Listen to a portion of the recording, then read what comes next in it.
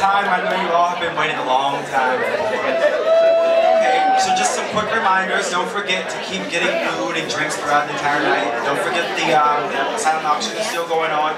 We'll announce the winner at the end of the cabaret. So without any further ado, Mr. Gus Mahoney.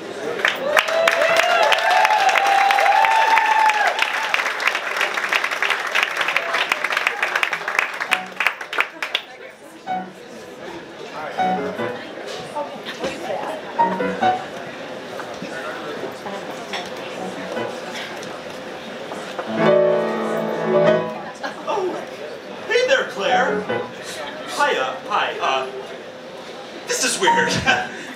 I can see that, but it's not what it looks like. Could you put the mat down? No? Please hold on. I'll explain.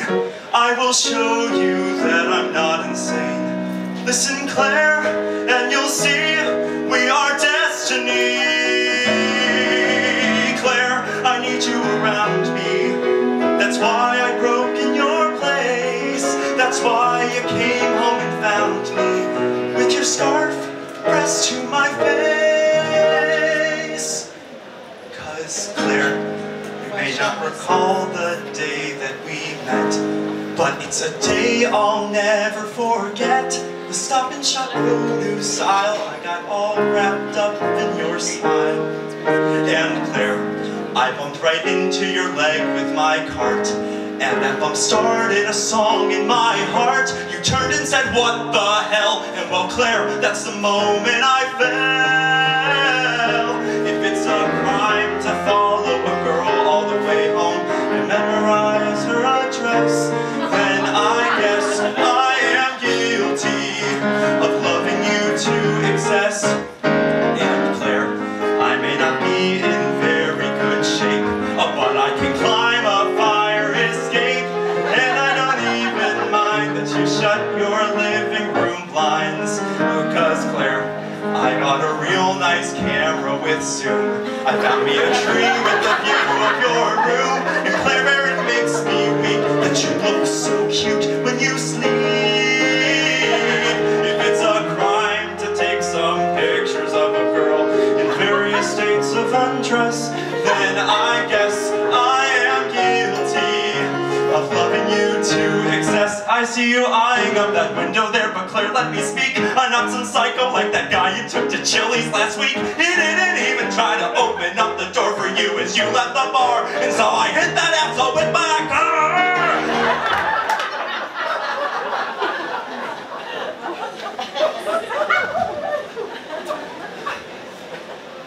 Claire, I am a sweet and amorous guy.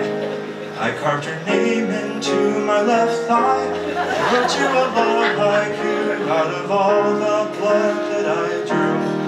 So Claire, please take my hand and please be my spouse. We'll live in the bunker I built beneath my house. It makes me love all night long, just you and me.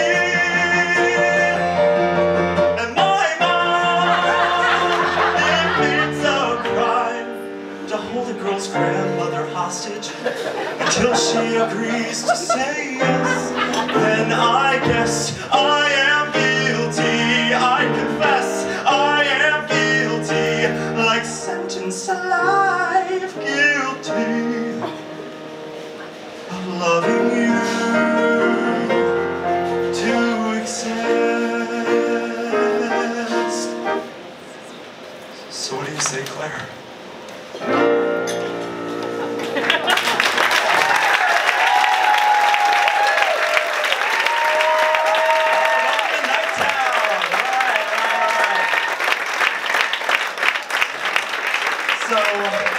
You probably all are wondering either A, why did I pay so much for this? Or B, what made him this way? Or C, all of the above. I'm going to be answering letter B for you guys. I mean, I always thought that my life would be good as a TV show. Maybe like a Disney Channel original called The Wild Gus Chase, or an ABC sitcom called Keeping Up with the Mahonies. But you know how TLC shows have a really long names? So if I had a TLC show, it would probably be called In a cabaret for my deceased mother, I sang the lyrics, I carved my name into my left thigh and I need help. At this rate, that's where it's going. Alright, so how did I get this way? I mean, I've always been quirky and stuff like that, but, you know, I think it all started with school. I mean, I remember I was like 7 and I was getting B's in the 3rd grade, which should be pretty concerning for a parent, considering your entire grade is based off of if you know where Hawaii is and if your teacher likes you. So basically, and also my siblings, right here, these two, they all, and 3rd, who's in New York right now, they always had been straight A students, you know, kindergarten through 4th grade. Really hard to do. Yeah, so they had always, getting B's was a really breath of fresh air for my parents. So one day I was talking to my mom and she goes, well, honey, you need to be getting A's. We're not that kind of family. So I looked at her, naturally I said, well, let's be a different kind of family. Then I said, I'm not that smart. My siblings have been telling me that for years. And I'm not smart. We're schooled at home, they see who's bright, it breaks my heart. I'm not that smart. Hey, guess what? I have a gentle personality, which you'll all agree is anathema of my more aggressive family. Everyone was thinking, dumb kid. Everyone was thinking, dumb kid. How could a flea such as me think he'd be good at spelling? How? I don't know. I like my hair. No, really, it is pleasant to the touch. I toss my hair a bit too much. Oh, it doesn't move. It simply sits. I make a part. I'm not that smart.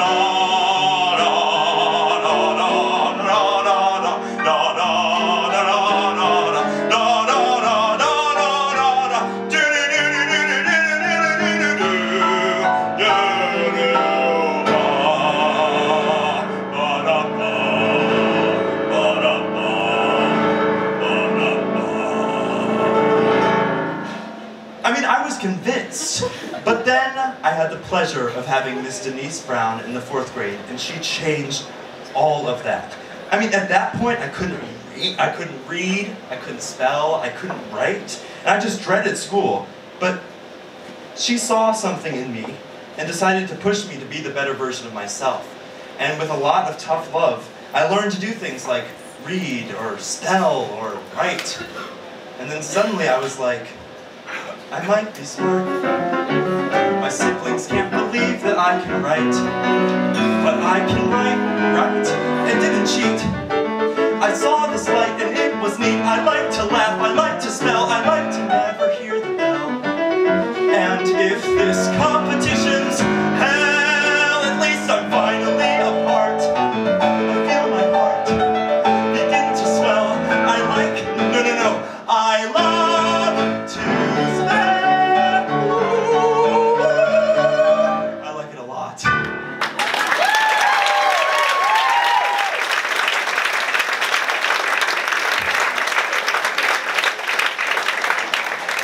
That song, it comes from my absolute favorite musical of all time, the 25th annual Putnam County Spelling Bee. I actually had the pleasure of being in it at the end of my freshman year, and I connected way too much to this character, an ADHD homeschooled quirk. Sounds familiar? Anyone? No? It's me. Yeah, so, but like looking at my life, school was never really my thing because I was always thinking about theater. Every day when I got home, I would race to the TV and put in my favorite videotape. No, it wasn't Toy Story or the Power Rangers like the other kids. It was The Sound of Music. I mean, suddenly I would be transformed into another world. Suddenly I was Maria von Trapp running around the hills of Salzburg, Austria, singing The Hills Are Alive. Or The Nuns, me playing all of them, of course, trying to solve a problem like Maria. But my favorite character of all time was Captain Von Trapp. So I would sit in my basement and I would act out all the characters. It would go a little something like this. This is the Von Trapp family entrance.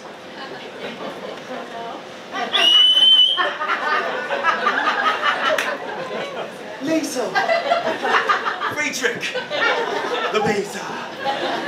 Alright, you guys get the picture. I loved it. I mean, I could sit here and recite every single word for you guys if we had 3 more hours, but unfortunately, Nighttown has a time limit. Just another example of the man trying to suppress me.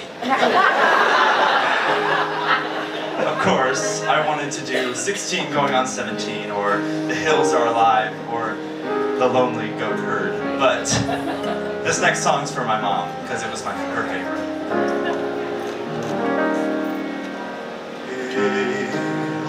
Edelweiss, Edelweiss, every morning you greet me, small and white, clean and bright, you look happy to meet me, blossom of snow, may you bloom and grow forever. Edelweiss, Edelweiss, bless my homeland forever.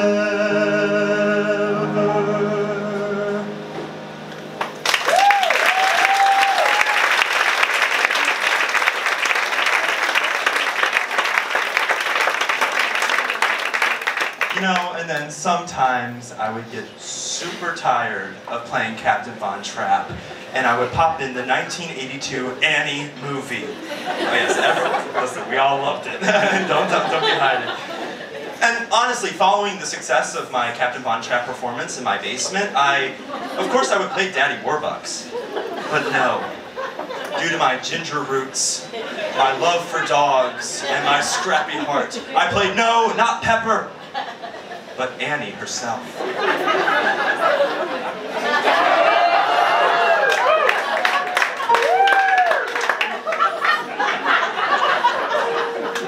Maybe far away, or maybe real nearby, she may be pouring her coffee, she may be straightening his tie.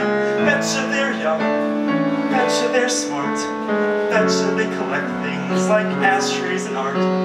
Betcha they're good, why shouldn't they be? Their one mistake was giving up me.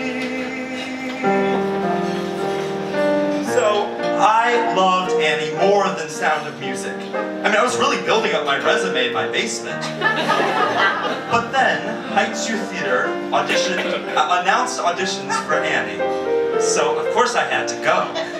And I forced Eliza, who, over here, my best friend, sister, confidant, and wouldn't know what I would do without her. I forced Eliza to come audition with me. Full disclosure, I brought this wig with me to the auditions in my bag, but I decided not to do it when I went in.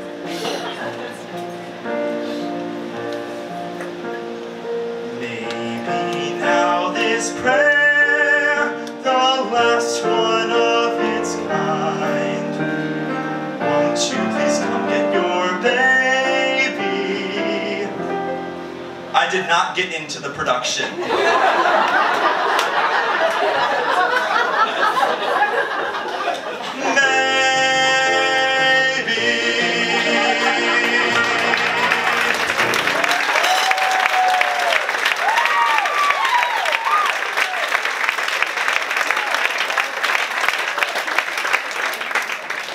Shed, so I gotta get some stuff off of me. I was devastated. Devastated. Pam Fine's here and she didn't cast me, so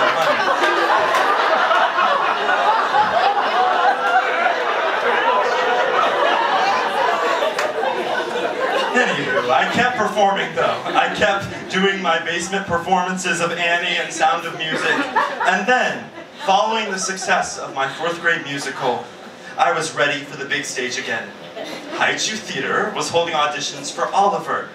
And so I grabbed Eliza and my ultimate safety blanket, and I forced her to audition.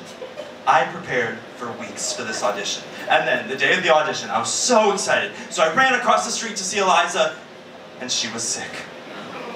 I know. But I got up the courage and I went anyways. So, naturally, I sang Edelweiss. Edelweiss, Edelweiss. Except it went a little bit more like this. Edelweiss, Edelweiss, every morning. So the director saw my loads of talent, and he cast me as townsperson number 5. In which I was actually given one singing line. It was the following. Knives, knives, knives. A star was born. So I decided to continue my takeover of the stage by continuing to audition. So, naturally, I auditioned for Once on This Island, a musical about a poor Haitian girl that falls in love for a lighter-skinned upper-class boy. Now, traditionally, this musical is performed by all black people. But if I've learned anything doing community theater, it's that race does not matter in casting whatsoever. So, naturally, I was cast as a dark-skinned peasant, and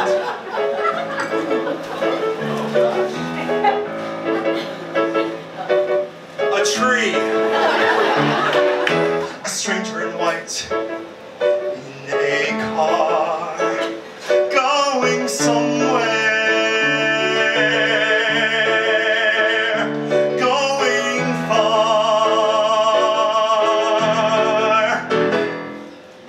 How it must feel to go racing wherever you please. Flying as free as the bird with his tail in the breeze. Even the saints in the sea must be longing to fly, catching a glimpse of a stranger in white racing by. Oh gods, are you there? What can I do to get you to look down and give in? Oh gods, hear my prayer.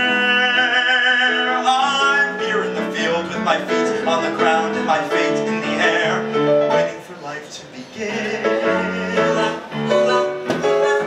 I was a fantastic tree. You know, but then following the success of my past 2 auditions, I kept moving. Except this time, I was determined to get a real role.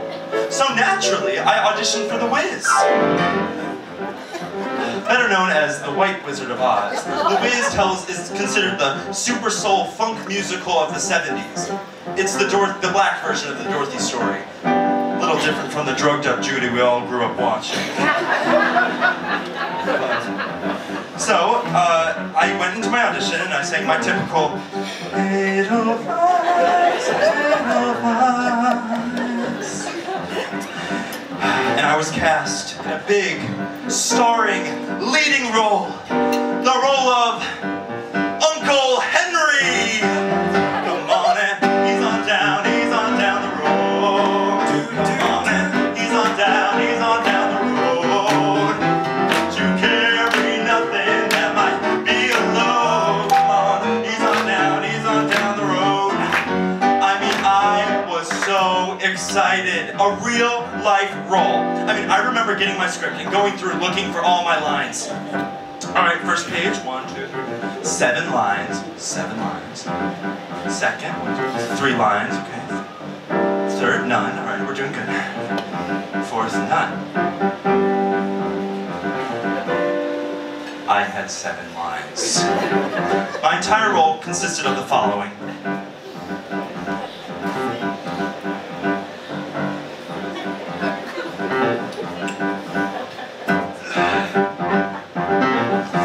Dorothy, there's a storm coming. That was it. But I wasn't going to let that stop me. So I inserted myself into every other scene in the show.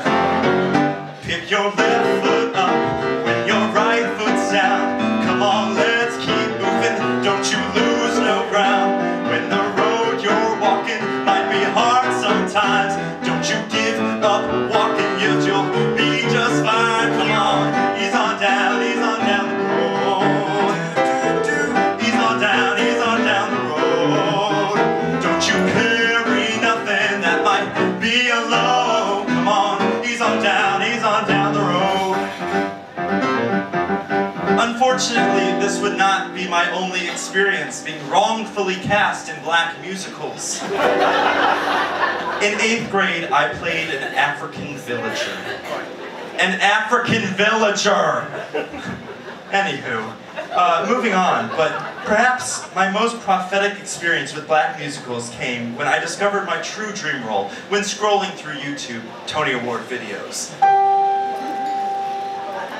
And I am telling you, I'm not going. You're the best man I'll ever know. There's no way I could ever go. No, there's no way. No way. I'm living without you. What are you doing? What do you mean, what am I doing? I'm living out my childhood dream. More like a nightmare. Excuse me, I didn't say that. Oh, sorry. Eli. I'm not living without you. I don't want to be free. I'm staying. And you're gonna love me. That's how you do it. You're gonna love me. Yes, you are.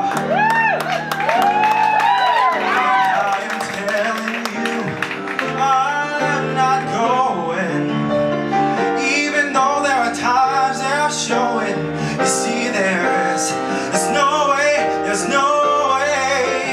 We're part of the same place. We're part of the same time. We both share the same blood. We both have the same eyes.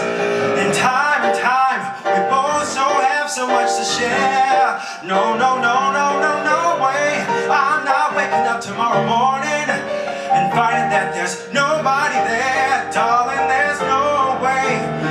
No way. I'm living without you. I'm not living without you. Not living without you. I don't want to be free. Tear down the mountain, yeah, scream and shout. You can say what you want, I'm not walking out. Push on the rivers, push, strike and kill. I'm not gonna leave ya. There's no way I will. And I am telling you, you're the best man I'll ever know. There's no way I could ever go, darling. There's no way. No way. I'm living without you. I'm not living without you. Not living without you. I don't wanna be free. I'm staying. And you're gonna love me. Oh, you're gonna love me. Yes, you are. Ooh, love me. Ooh, love me. Love me. Love me. Love me. Love me. You're gonna love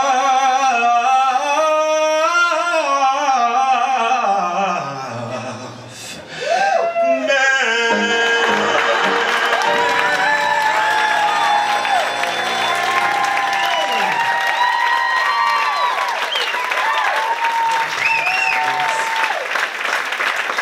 John Freeman, everybody!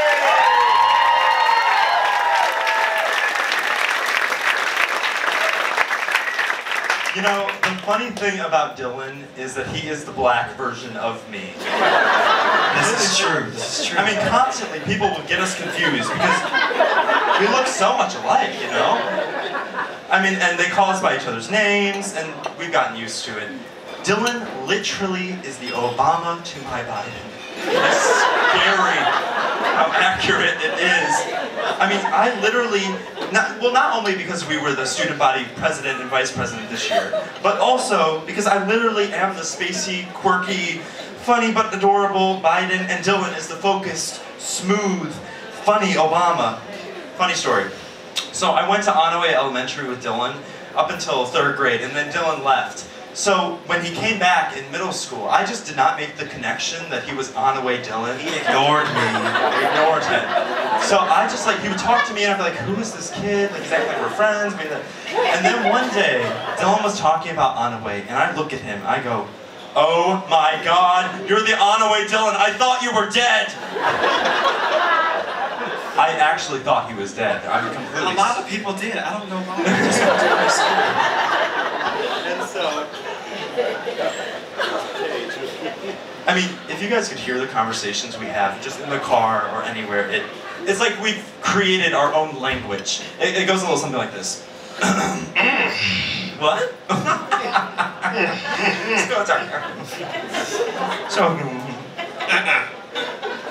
All right, I'll see you at 8. All right, I'll see you later. Bye. This next piece comes from the TV show Smash. It actually got me through middle school, so thank you, Angelica Houston. Some people called it a failed NBC TV show about the drama behind the making of a Broadway show, but I call it a masterpiece. I mean, people loved to hate on Smash, but I know that every single week, everyone's eyes were glued to that screen as they watched Karen and Ivy battle it out for the role of Marilyn Monroe. And I also would like it to be noted to all those fans of the show out there that even though Dylan and I have decided that I am the Ivy of the friendship, and I'm going to sing Karen for you guys tonight.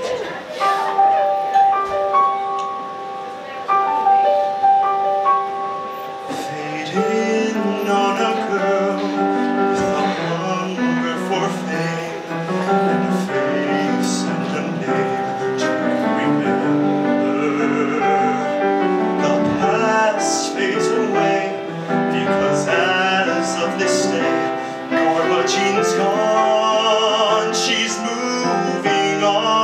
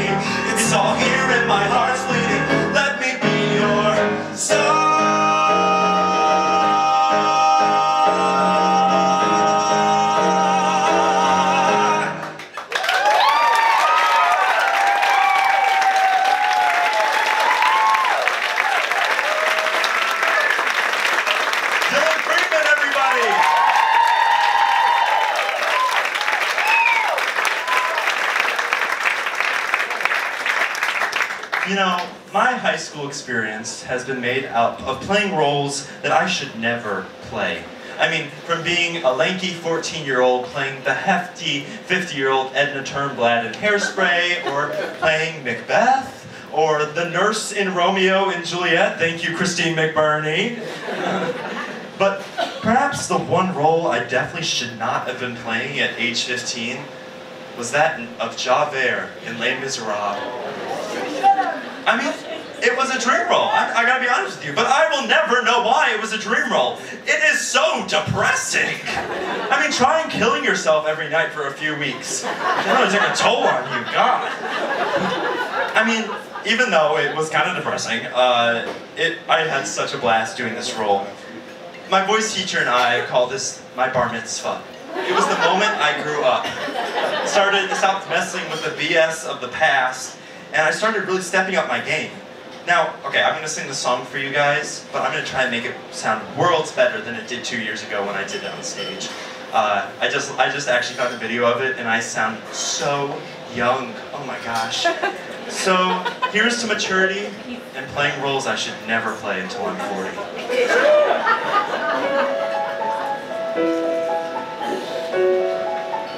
There, out in the darkness, a fugitive running, fallen from grace, fallen from grace.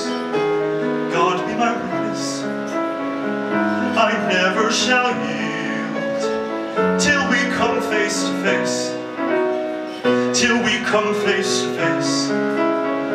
You know your place in the sky, you hold your course and your aim, and each in your season returns and returns, and is always the same. And if you fall as Lucifer fell, the flame, the sword, stars in your multitudes, scarce to be counted, filling the darkness with order and light. You are the sentinels, silent and sure, keeping watch in the night, keeping watch in the night.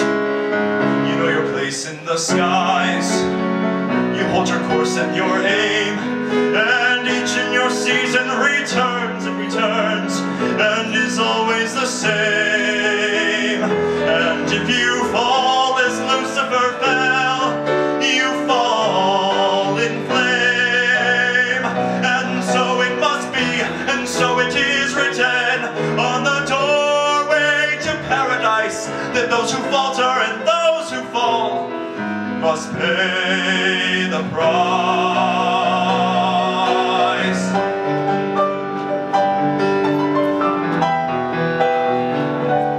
Lord, let me find him, that I may see him, safe behind bars. I will never rest till then. This I swear, this I swear by the stars.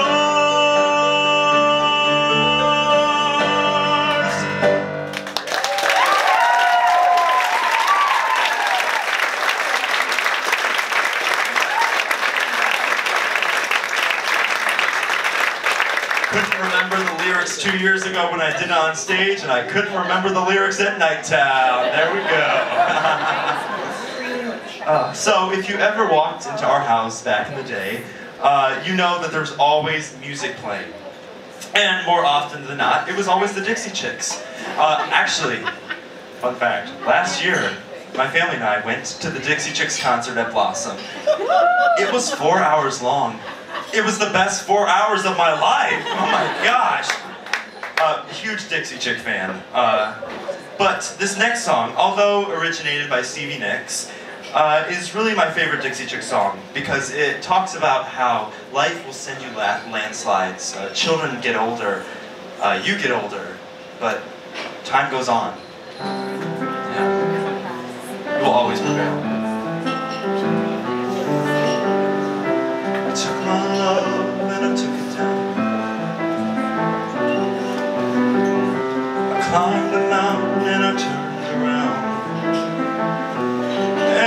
saw my reflection in the snow-covered hills till the landslide brought you down. Oh, mirror in the sky, what is love? Can the child within my heart rise above? Can I sail through the changing ocean tides? Can I handle the seasons of my life? I don't know.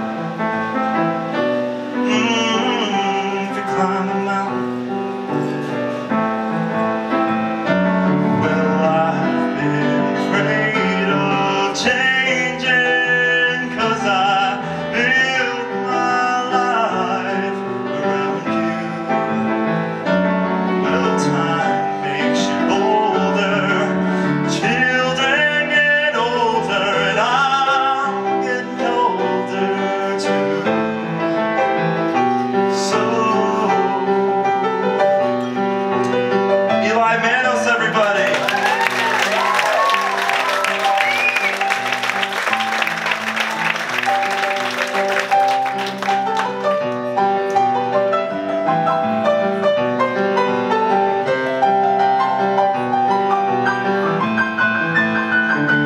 Well, I've been afraid of changing, 'cause I built my life around you.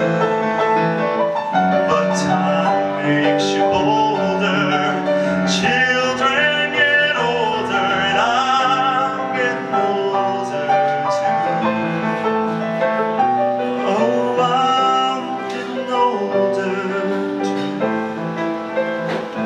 So take this love and I take it down. I climbed a mountain and I turned around, and if you see my reflection in the snow-covered hills, well, the landslide brought me down. And if you see my reflection in the snow-covered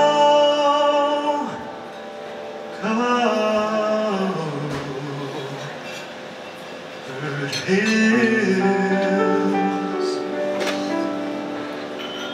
well, the landslide brought me down.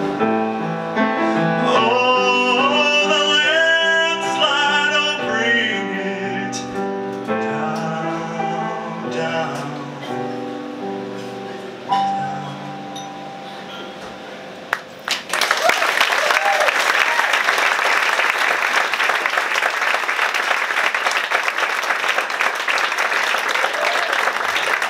Thank you so much. You know, I've been thinking a lot recently as I get ready to leave Cleveland to go to the University of Minnesota. Woo, yeah, go Gophers, Golden Gophers. How fitting is it that I'm going to a school where the mascot is a gopher? Gussie Gopher is what they call me. You know, there's a lot. I've been thinking a lot about the things that have made a big impact on me. And actually, there are two teachers here tonight. There were going to be four, but two had to cancel last minute because they have lives and children, and they're wonderful human beings. But I have Miss Bauer here, who taught me how to think. Yes, Miss Bauer. Who's following her heart and going to New York City next year to teach, and I'm so proud of her. Then Miss Kathy Lawler, who taught me how to express my thoughts. Miss McBurney, who taught me,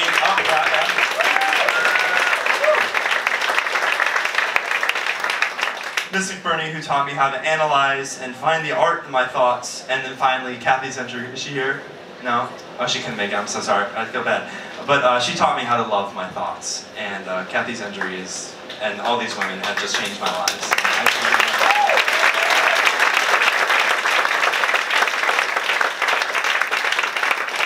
So there's that, but if anyone knew me as a child, they knew that I loved television. I mean, it wasn't that I was a couch potato or I was lazy. Well, that's part of it, but I just loved the stories on television. Like, I remember when High School Musical came out. It was the biggest deal. I mean, musical theater and TV in one? Oh my God.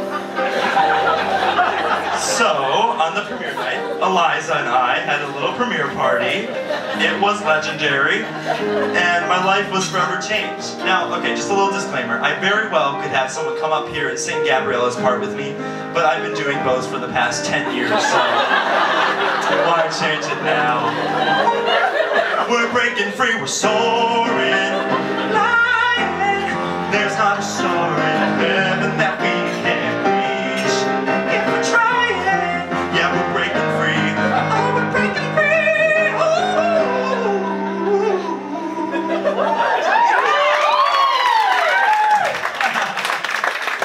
I'm better than Vanessa Hutchings, heck.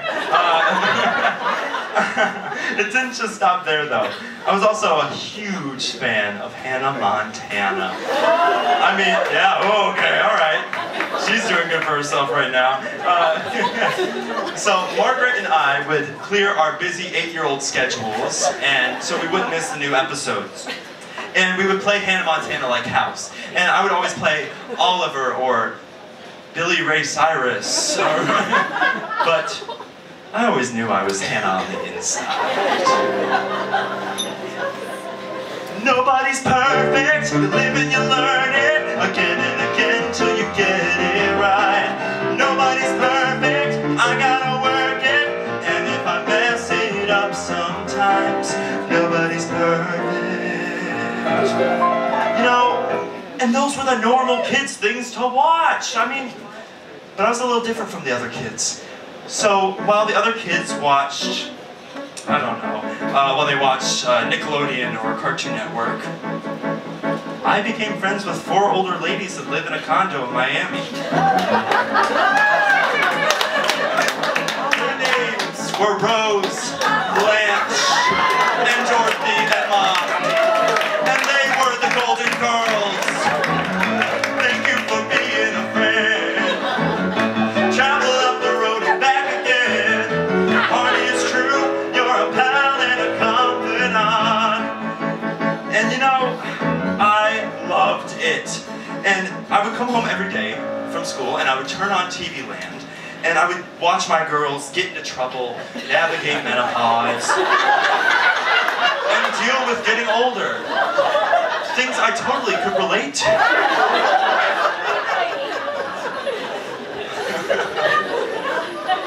Still watch it. This next guest and I have had the weirdest relationship over the past few years. On the first day of high school, I walked into the lunchroom and I was super nervous. Like, freshman me was so anxious. And I walked into the lunchroom in my Gap outfit that my mom forced me to wear. And I was like, who am I gonna sit with?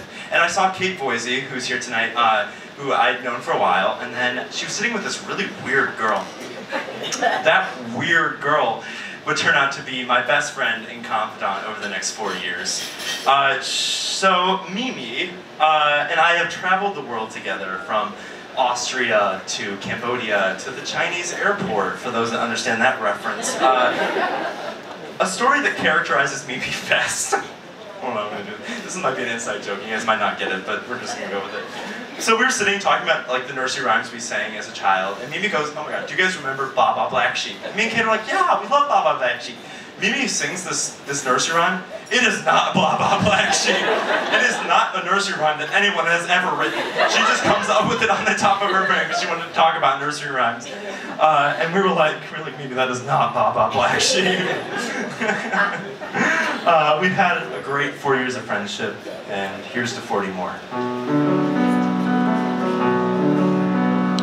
City of stars, are you shining just for me? City of stars, there's so much that I can't see. Who knows? I felt it from the first embrace I shared with you. That new our dreams will finally come true. City of stars, just one thing everybody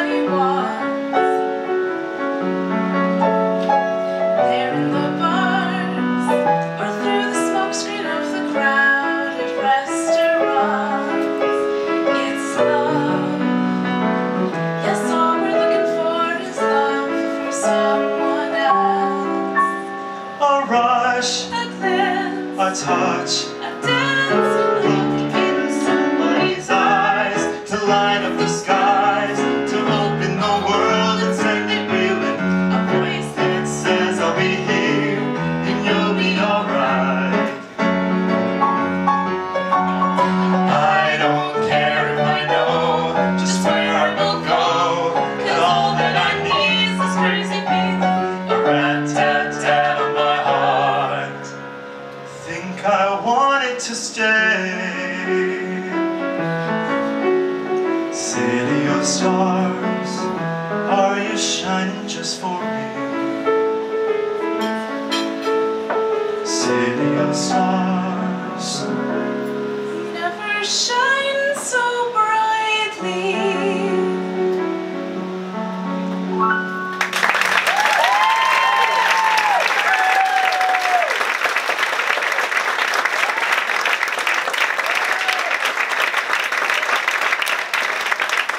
Mimi Riccanotti, everybody!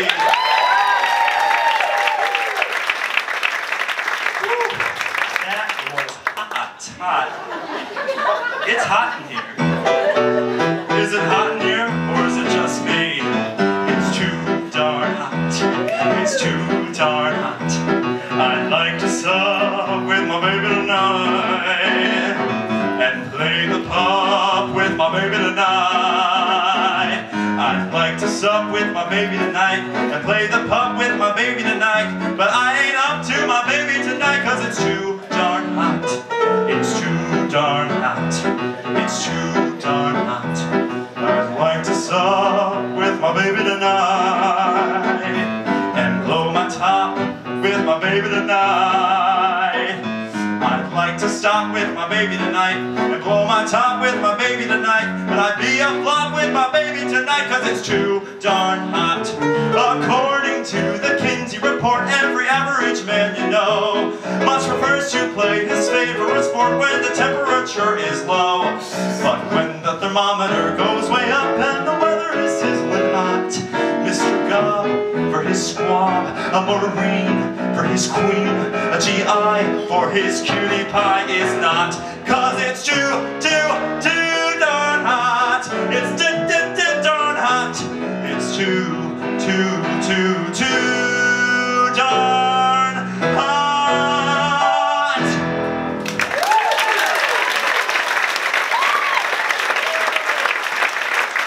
Well, as you can see, I grew up. The end. Let's stop talking about me. Let's talk a little bit about tonight. So I first of all cannot begin to thank you, all of you, for being here tonight. I'm gonna give you guys a round of applause because you guys deserve it. Do it with me, so I'm not awkwardly clapping at you. I just wanted to talk a little bit about where the money from tonight is going. The Gathering Place, I'm going to read their official statement so I don't mess it up, but the Gathering Place is an organization that offers a wide variety of free programs and services that address the emotional, physical, and spiritual and social needs of individuals and families coping with the impact of the cancer journey. So me and my family, we know the firsthand effects of the Gathering Place and how great they are, and I could not be more honored tonight to be doing this concert for them and in memory of my mother. In addition to our work with the Gathering Place, tonight's event and the entirety of Bald Benevolence is not only in memory of my mom, Martha Mahoney, even though, sorry Mom, love her. It's also in honor of two other women who passed away in this past year that were really important to me in the community. Darlene Douglas and Erica Weiss. I know Mariah's here and I know David and Marty are here. First of all,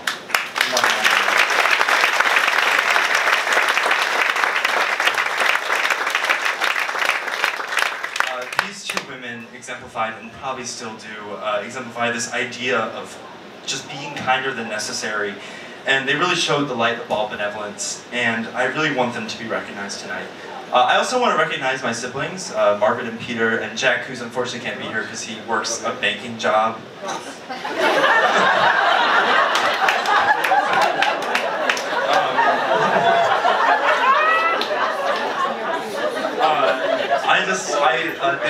These three are some of the most inspiring and strongest and funny and just beautiful people I know, and I wouldn't be who I am today without them. And yeah, let's give them a round of applause.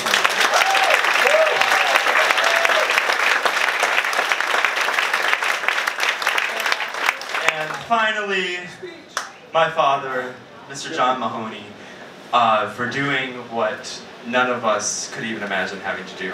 And I could get up here and talk for a whole cabaret about my father, but he knows how much I love him and he doesn't like attention, so we're gonna move on. He's remarkable. He is remarkable.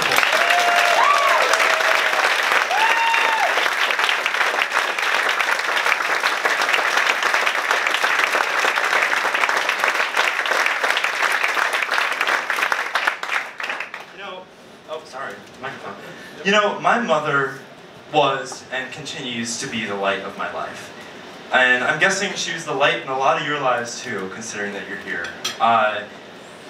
You know, it's remarkable. I always thought that one person couldn't change the world, but even though that she's left the physical world, her impact is still everywhere.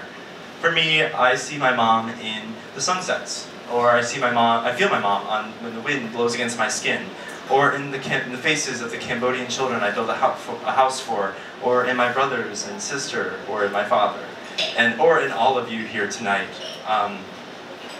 She showed us all that in the end, the only thing that matters is our love and our relationships.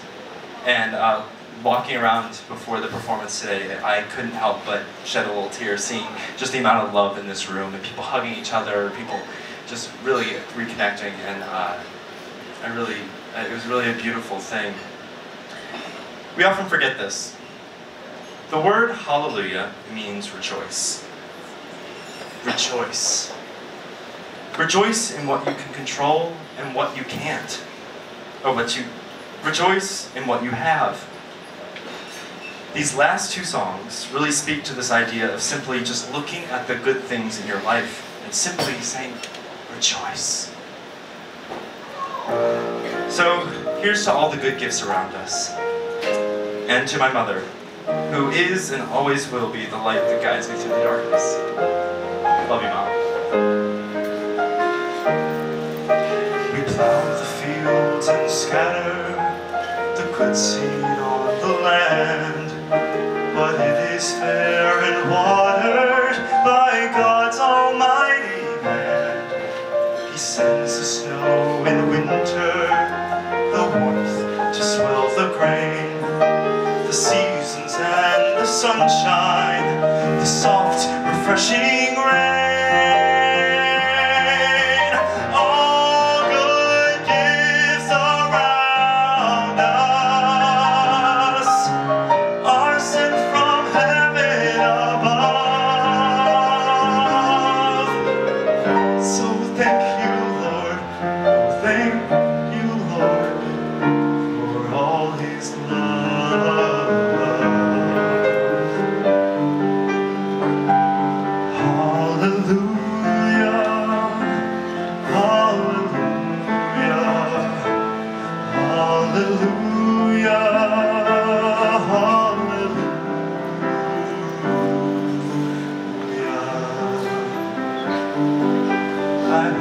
There was a secret chord that David played and it pleased the Lord, but you don't really care for music, do you? It goes like this: the fourth, the fifth, the minor fall, and the major lift, the baffled king composing hallelujah, hallelujah.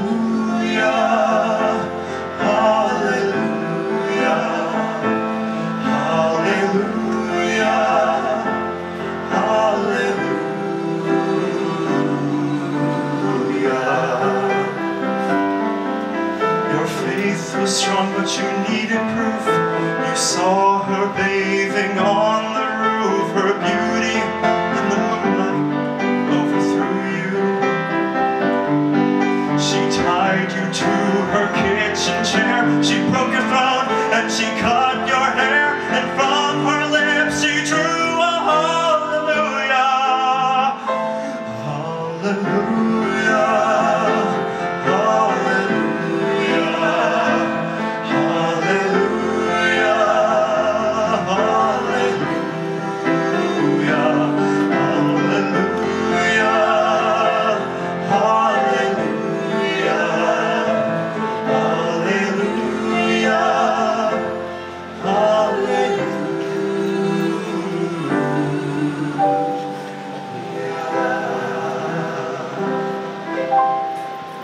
Thank you.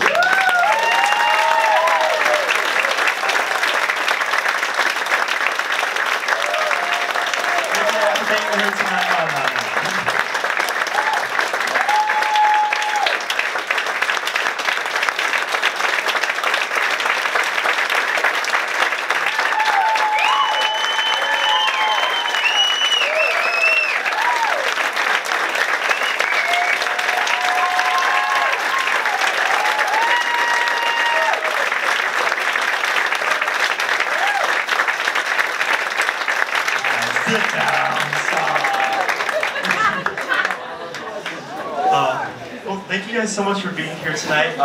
Our silent auction winners will be announced in the next 15 minutes, so get on over to that silent auction. There's some great stuff put together, including from Juma, for Indians tickets, Ben & Jerry's, my workplace, different places like that.